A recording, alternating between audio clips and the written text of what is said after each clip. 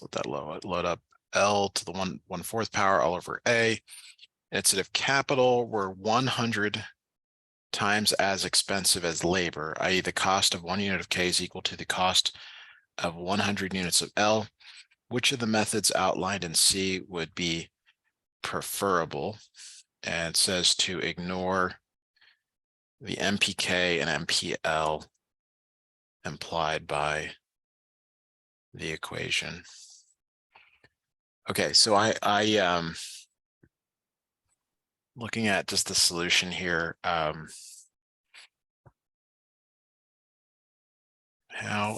is this going on? Okay, so we had, it looks like, I probably should have done this last night, but it looks like we got one of the problems, we got it to like, it was like 256 for K, 3/4, and then 10,000 1/4 for L all over 10. Okay, so I think that there's a like a known that we're starting there, and then we converted this 10,000 to 15,000. That was in part C. 10,000 went to 15,000. So we're just kind of backing up here a little bit with that. But then the other option was we left this here and we needed this number to increase. I don't know. So the way that the solution is presented, it's like, okay, well, option one is 256 and then this 15,000, which I don't quite understand why they're adding. Why are they adding here? 100W, 15,000W. Labor plus, wait, and 256 represents physical capital. Huh.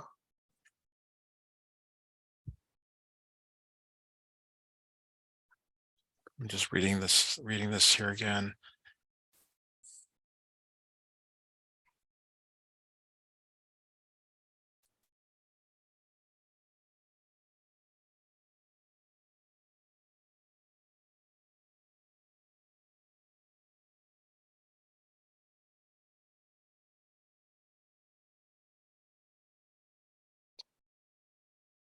All right.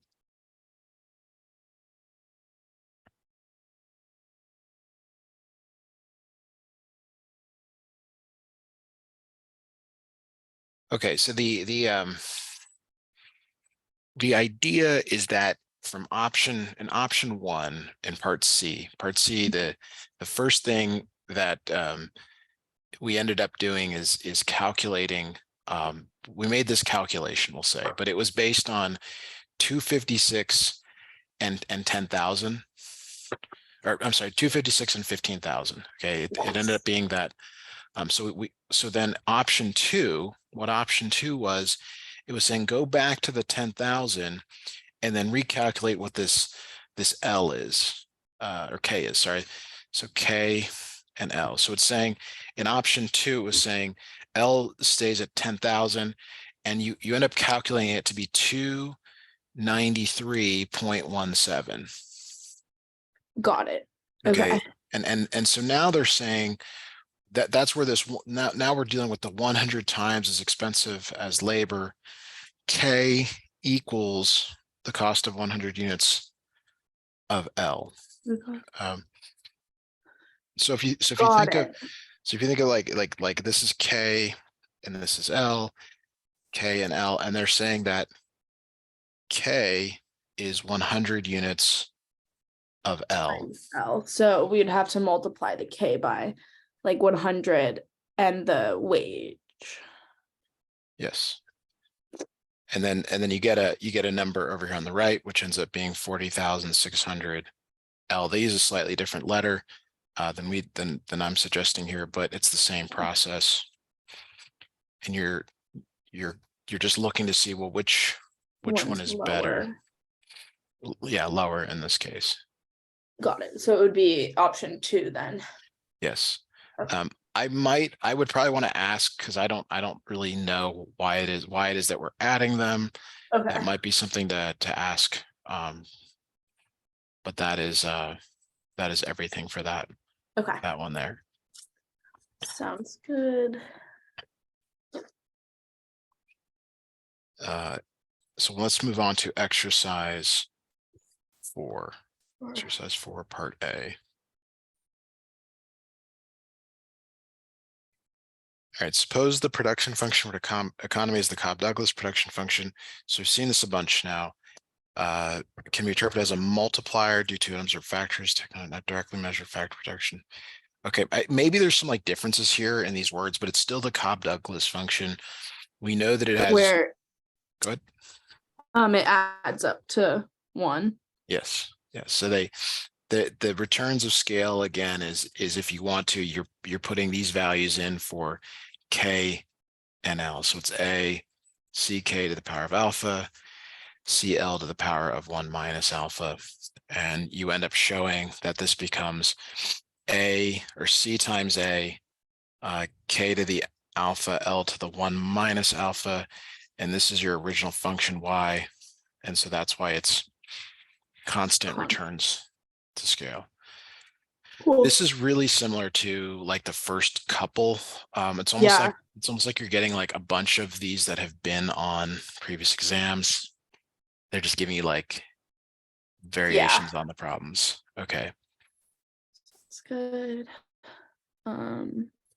Yeah. Part B here. So part B looks to be a little different. It says it is decided that a per capita output of 10 must be achieved with the current total factor productivity of 2. Right. So what I'm seeing there is that total factor productivity of 2, that's A. Yes. That's A is so 2. This is basically like plugging it in, but for the equation, it's all over L because it's per capita.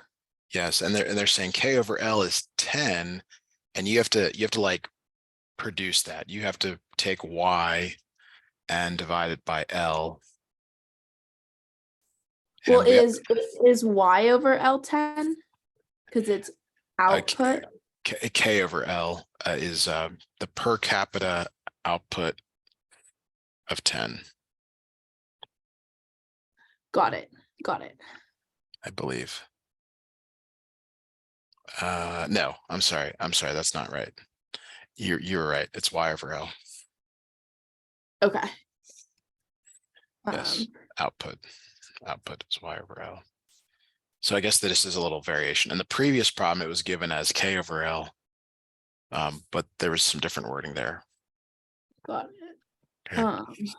So the quick review here of what's going on the right. This L over L 1 minus alpha 1, it becomes L to the minus alpha.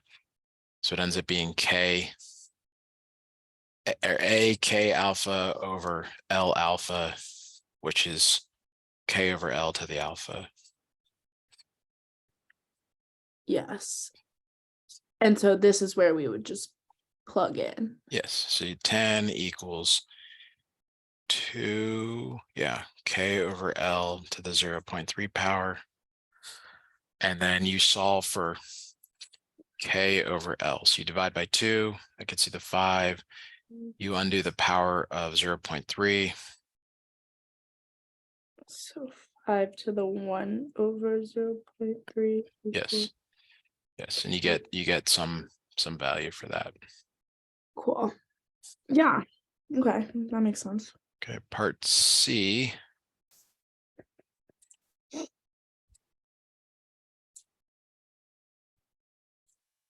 Suppose the total factor productivity rose by a factor of 2, but labor decreased a factor of 2. What is the net effect of that? So this is one of those where A and the Y over, is it Y over L? So total factor productivity. Total factor productivity. Okay, so A went from 2 To to 2A. 2A. Yeah, A went to 2A. But then the labor decreased. So like half of L. Yeah, so I guess L went to L divided by 2.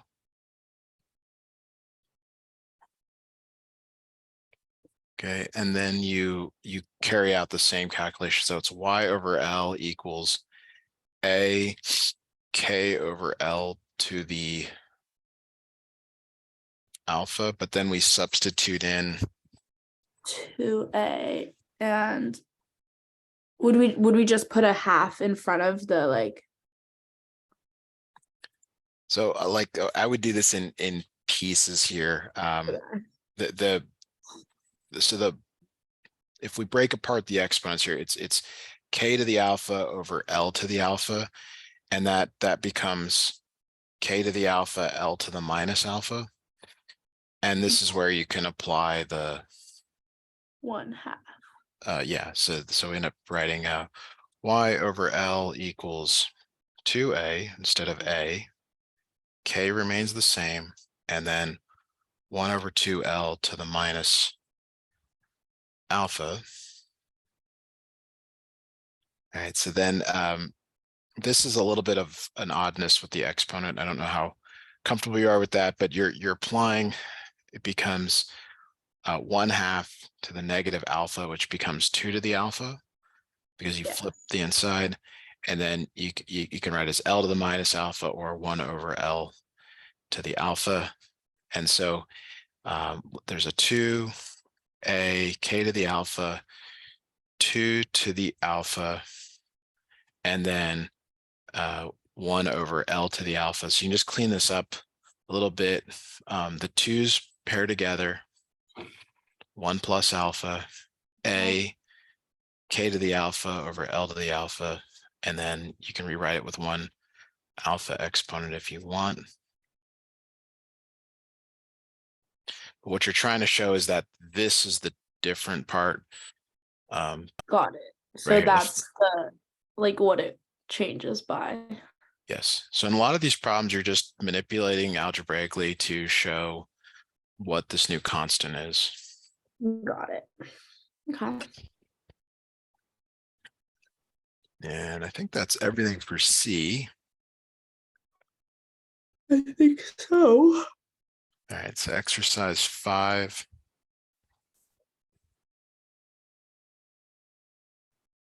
Okay, and this is very similar. They're using theta instead of alpha, but see how it everyone has said shown production Yeah. constant return to scale. You're gonna have to do that. It's is like if I were to guess here, Yeah. what's gonna happen. You'll notice here. Let me just drop the solution in for this one. You can see that depending on like the person or time of this was taught, like he's using the constructor using X here instead of C. It's totally up to you what you use. I like C, I guess. Yeah, I like But C as well because it's like constant. yes, and so I'd probably stick with whatever you're confident, comfortable with. Yeah. All right, so B is probably more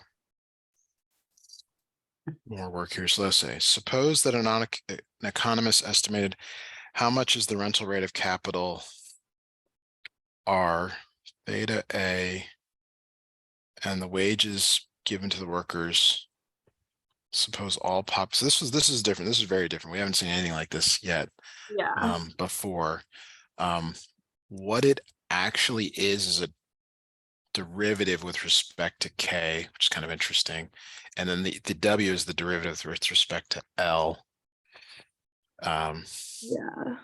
So there's another class, intermediate economics, where you do use derivatives, Yes. but I don't know if that is. I don't think we are doing that in this class. Okay. Hopefully. All right. So the problem goes on here. Sorry, that's only part of it. It says let's do each part here. So it says, snip this in. Write the rental rate of capital as a function of capital per capital and show that it is decreasing in capital per capita. Sorry, capital per capita, and show that it is decreasing in capital per capita for 0 less than theta less than 1. What does this mean? Okay, what we're taking this first equation, the R equals, and theta is a number, A is a number, theta minus 1, L 1 minus theta. And you're asked to sort of manipulate this. Now, I'm not sure how you know to do the following, but so I'll just show you. If we want to manipulate this one so that it goes to the bottom, and that's what I'm not sure how you know how to do that. If you want to move something to the bottom, you end up using a negative power. Negative exponent, yeah. So So then it would make it one. Oh, so then you could put them on top of each other. Right, because it actually works out that it's 1 minus theta. And that's really nice because the exponents, you just said, they match. And I think I call it non-obvious because it really is like, how would you even know? I don't know. Yeah. So it's theta A though, but it's L over K to the 1 minus theta power like that. Okay. Got it. So then you have to, because I guess you don't know any calculus to do this. So you have to know, what does the graph of this look like? Let me try to read these words here. So this if theta, if Wouldn't the, if it was decreasing, the like slope kind of then have to be below 1? Say that one more time. Sorry, try to. Like, wouldn't then like the theta that we're plugging, oh wait, no, I'm confused. I just didn't fully interpret what you're saying because I was thinking about something else. That was the only reason I asked you to restate it. Oh wait, yeah, no, it's, never mind. I Okay. got confused. Okay, so like the direction I'm trying to go here is because theta is between 0 and 1, that means that this is a number between 0 and 1, this exponent. Okay. Yeah. And if you recall, like A to the 0 point whatever 7 power, it has a certain shape to it. Yes. But that's also dictated by what's going on in here. Okay. Okay, so what I propose we do is look at this graphically. Is that okay? Yeah. Try to make it as clear as I can.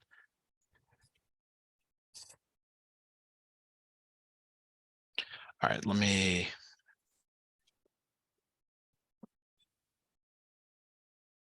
Okay, so we're gonna do just like it is here. We're gonna just call it L over K, and we're gonna add it to the A power. We're gonna add them all. Okay, so let's first look at the case where L is less than K, and A is just 0.5. Why didn't that work? Oh, because we don't have an X in there. I don't want to do this. Sorry, this is try not to overcomplicate this. We really want to use calculus here, but I guess it doesn't, I guess we can't do that. All right, let me do it this way. So this graph is decreasing. Yes. Okay, but it's based on the fact that L is less than K, because as soon as I switch it, it's now increasing. Got it. Okay. And so that's why that you got to be careful with how you read the solution, because it really depends on the ratio of L to K to answer this. All right, so let me go back to the other screen. So the solution here says that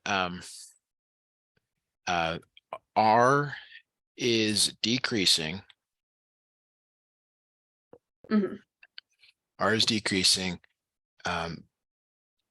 because as K over L, and this is kind of awkward that's going back, K over L increases, L over K decreases. And because they're inverse, they're on top and bottom, that's an inverse relationship. That's why Yeah. as they do that. Got it. Okay. Marginal productivity. Okay. And then it goes on to talk about marginal productivity, which is the derivative stuff, which you guys are not doing, apparently. All right. Okay. So then the next part, the next kind of bullet here, the soft bullet,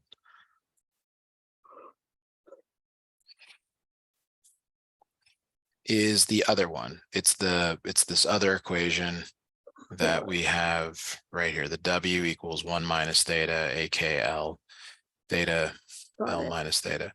So you're manipulating that equation. You're rearranging terms here. Let me rewrite it here. W equals 1 minus theta AK theta L minus theta. And so they're just moving the L to the bottom. So this becomes 1 minus theta A K over L to the theta power. Got it. All right. And let me read this here. Capital relative to worker, increasing, protective. Okay. So that notice that it's the different relationship. L and K are inverses here. So because K's on top with Yes. this one, like increasing. Yes. Got So it.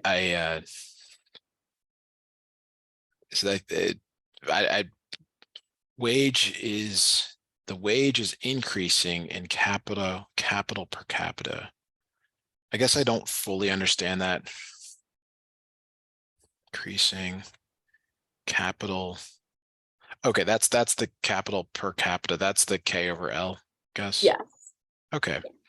As we have more capital, more K relative to the workers' wages. Yes. All right. Part C now we can move to. Yes. All right.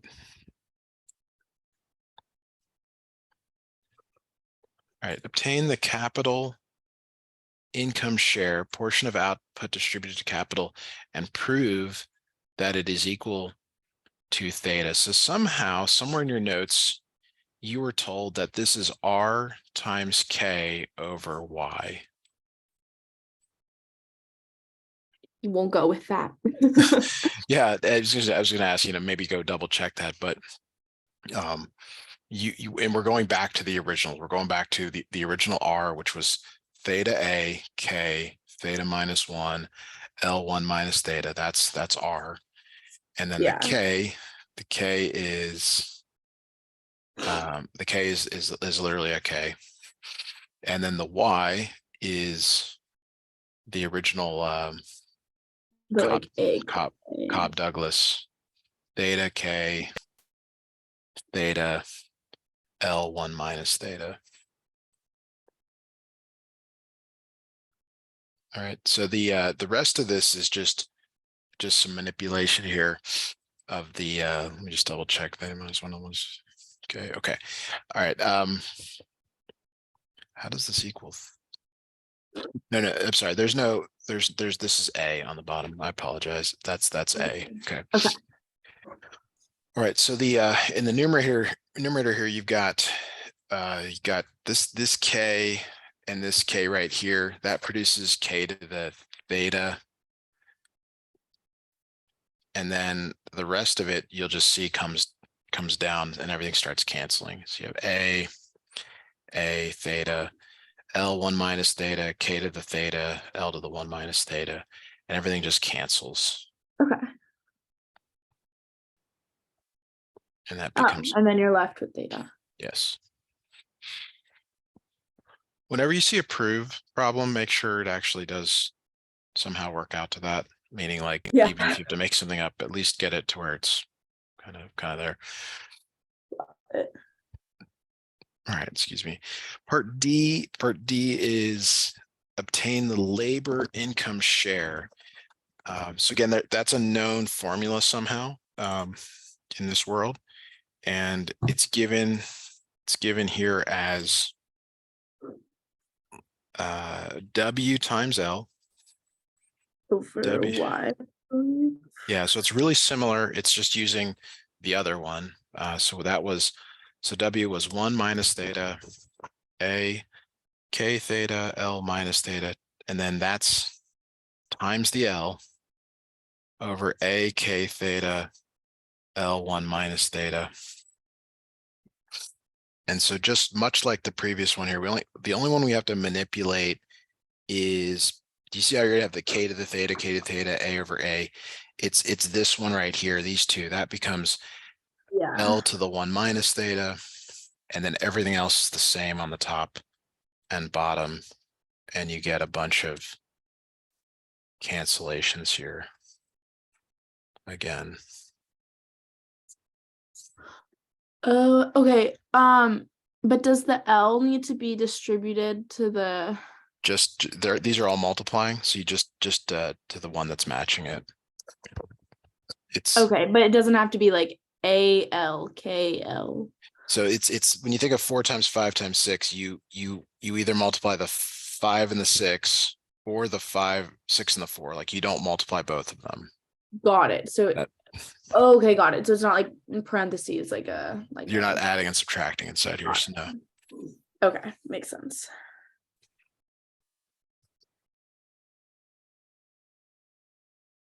Yeah, I believe that is it for exercise 5. sounds good. Okay, and it looks like they get more challenging from here. Oh, lovely. Yes. Yeah, I was working with a graduate student at Johns Hopkins, and this is the kind of stuff they were doing. Hmm. So again, it's Yeah. just a tough spot here. At least you understand it. Yeah. So notice this is now 3 variables. It's no longer K and L. It's got an H in it. Yes. And So that, H is human capital. So it's like population or like how many people times labor. all right. Yeah, and the find an expression for output per capita in terms of capital per capita. Okay. So So that that, would again be like Y over L. yes, Y over L. And boy, this is brutal. Yeah. So alpha K. So this is a row. If you're not sure what that is, little p, but it's not really a p. L to the row, all to the 1 over row, like that, and then you're doing it over L. So how are they doing this?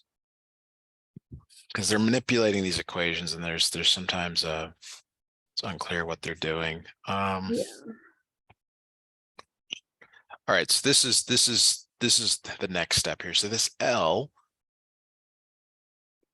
you wouldn't know to do this until you were until you had this situation, but you can rewrite L as L to the P to the 1 over row to the 1 over row power.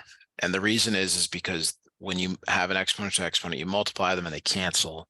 So this is still L, Got it. but it allows you to then put it under here so that, do you see how the 1 over P and the 1 over P match? These are the same. Yes, yeah. Now, because they're the same, you can then rewrite this so that it's A and then big parentheses L to the row on the bottom and keep all the stuff up top.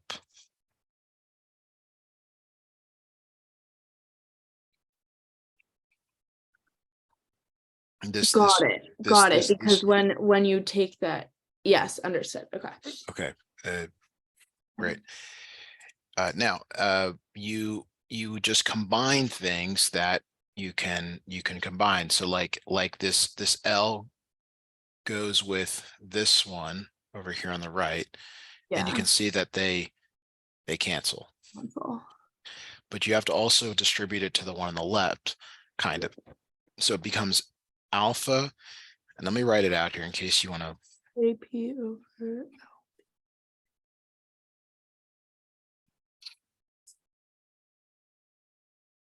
And you can't get rid of the LPs yet. I'm doing this so you can see it in case you want to look back in your Okay. notes. Yeah. Wonder because the solution is very compact. They're kind of showing it, kind of not.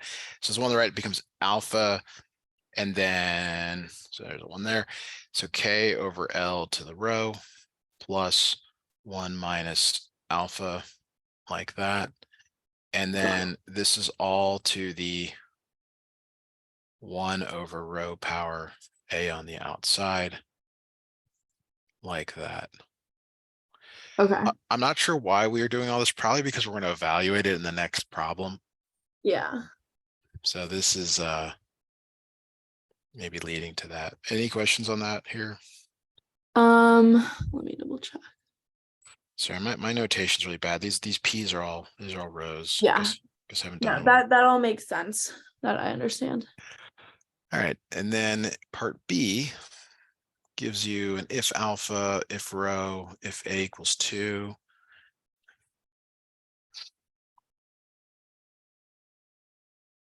All right, so if alpha, rho, A, and capital per capita, so that's K over L. That's the Y unit. Y over L. Y over L. Y over L. Wait, capital. Oh yeah. K over L. Yes. Is 1.5. Okay, so we have everything from this previous problem. So it's Y. So now it's just like plug and chug. Yes. Lovely. 0.5 to the power of 0.5. And then to the power of 1 over 0.5. So this equals 2.28 according to the answer sheet. Okay. Yes. So my guess is that there's a new problem here where you have to sort of, yes, like some sort of increase or decrease in something. Mm-hmm. And Yes. there it is. It says suppose capital per capita increases 20%. So they're saying K over L goes to 1.2 K over L. And that's, I mean, we know that number. Wait, if it increases 20%, Yes. how is it 1 point? Oh, we're got it. Yes. Yeah. Gotta be careful. Like if it said decreases by 20%, that would Then be 80% of the original. Yeah. But then it's the same calculation, just with the new A value. No, sorry, K over L value. So it's 2. And then alpha is still 0.3, 1.8 to the 0.5 plus Yes. 1 minus 0.3 or 0.5. And that ends up being 2.43. And then you do the percent change between the two. Yes. Percent change. New minus old divided by, oh wait, why are they using? Oh yeah, it is, that is old. Okay.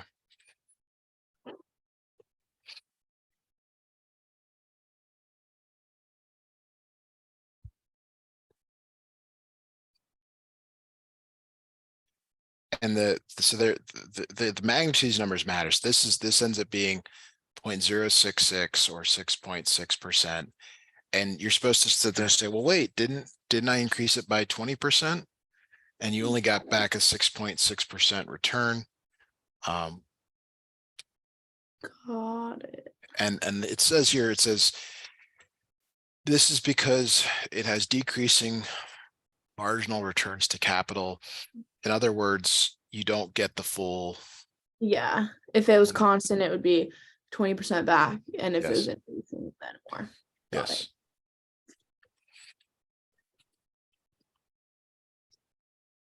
Yeah, that makes sense. Okay, moving on to part D.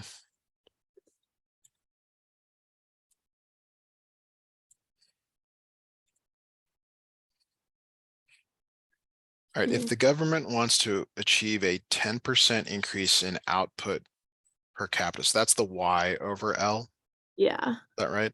And so it was 2.28, and we really want it to be 1.1 times 2.28, which is 2.51. Or wait, how much would you given the capital? Yeah, that's our goal though. And that's what I'm trying to show you. That's your new goal. But do we start with the 2.42 from, because it says given the capital increase in part C, Um, or no? It's a good question, because I think it meant, I think this is like actually going back to B, not C. Like C was I don't want to say this, like 2.28 is your baseline, but I think it's written, I don't think it's written well where you would Okay. know that. Let me see where this given capital increase. Okay, so that the given capital increase in part C is the K over L. Being 1.8, Yes, not the output value. Got it. that's Okay. right. Okay, so you're right. So that you do have to do this K over L is from part C. It's the 1.5 times 1.2 equals 1.8 from part C. Got it. So your equation is Y over L equals A, and then we're trying to find A. That's why I didn't write it in there. That's the 0.3, 1.8 to the 0.5 plus 1 minus 0.3 to the 1 over 0.5. That's why I was trying to show you the new value, the new, like, no, like we were given A. Now they're saying calculate A because 2.51 Is Y over L. Yes, yes.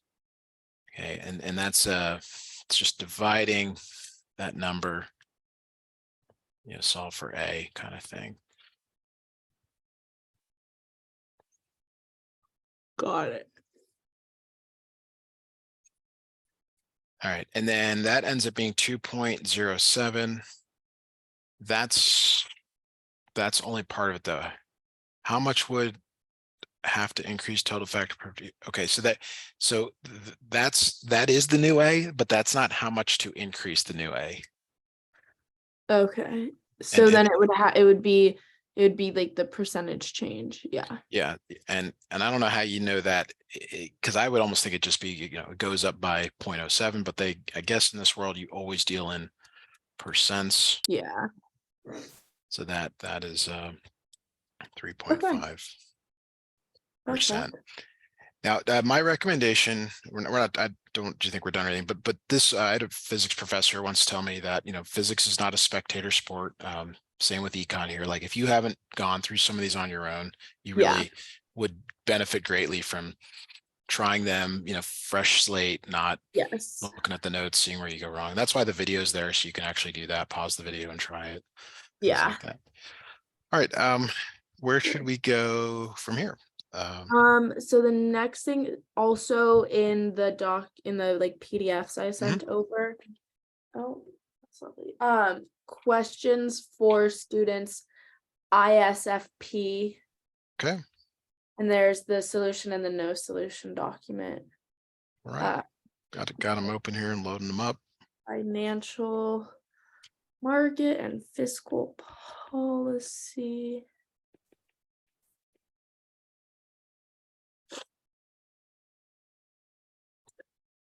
All right, so here we go. Exercise 1. And so what I'm thinking, I think there's like maybe 2 other sheets like this, 1 or 2 other sheets like this, and then there's practice tests. So I figured go over these first and then do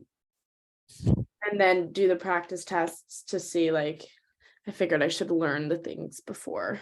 Yeah, like maybe go and see if there's problems on the practice test that are like any of these that Yeah. you can work out now, and we can obviously do them together as well. All right, country X has a closed economy. The private savings schedule of its household is given by S priv private equals 150 plus 15R. The investment schedule of the firms and household is given by I equals 400 minus 10R. Suppose that country X does not run a deficit or a surplus. What is the equilibrium interest rate? What is the equilibrium quantity of loanable funds? So this is the standard.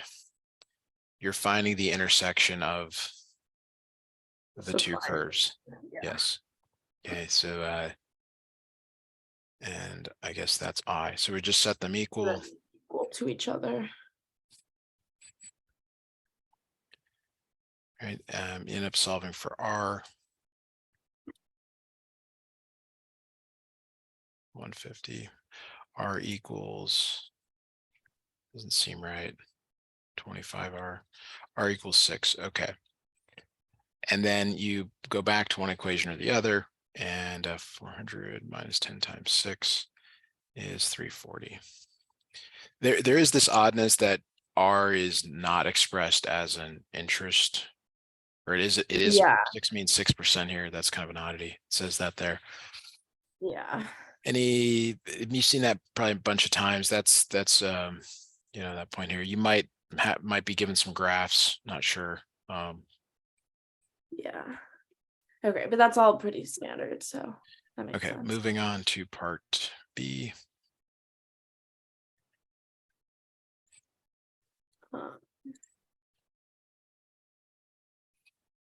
The interest Total tax revenue of the government is 100, and government decisions on spending or taxes do not depend on the interest rate. How much is the government of country X spending? All right.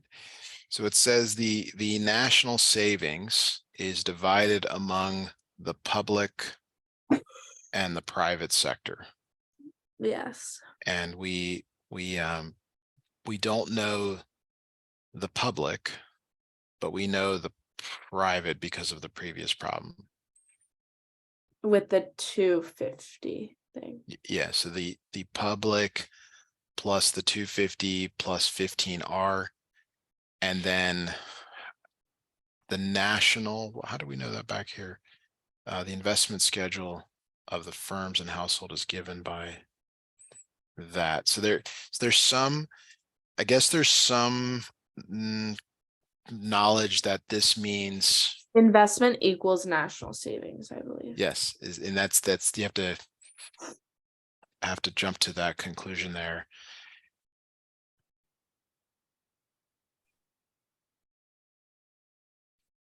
All right, so then you can solve for this S public, doing basically the same thing we did in the previous problem. So S public ends up equaling, you subtract 250, so it's 150, subtract 15R minus 25R, and this is where you use that R equals 2.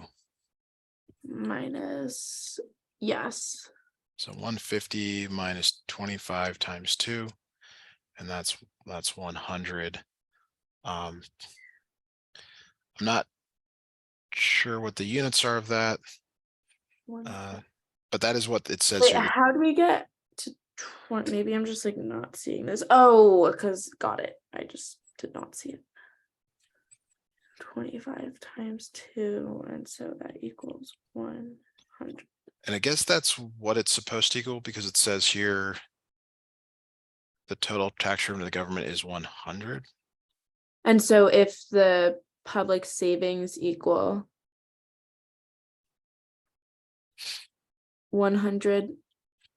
Well, it goes on to say that S public is T minus G. Which T, okay, wait, and T is oh, I know government is like government saving or spending, but So the one of these is 100. I guess it's T. T is 100 because it says the tax revenue of the government is 100. So no, I was wrong here. They don't have to match. It's that this right here is is the T equals 100. Oh, and T is tax revenue minus government. Yeah, so they're saying 100 minus G equals savings of the public. And since the savings of the public is 100, 100 minus G equals 100. Let me just color code this. When they're reusing the same numbers, sometimes it's nice to know why they're the same. So Yeah. so the point here is that G must be 0. And what is G government spending or saving? How much is the government of country spending? G looks like it's spending. Okay, one thing my professor does not do is label what they mean on his presentations. Which is great. But okay. I only know that because that's what the question is asking. Yeah. I'm not, there's no other way that I know that. And how much is the government of country X spending? Yeah. Oh, okay, yeah, government spending. So just to put, so okay, wait. Plus G is taxes minus public saving is government spending. T minus G is savings of the public. Yes. So yes, tax or yes. So then to moving that around would be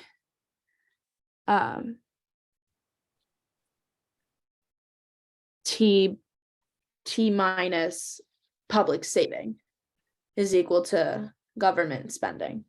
I see what you're doing. Yes, I mean that is another way to rewrite. T minus S public is G, and since T is 100, and because that's what we calculated at R of 2. Yeah.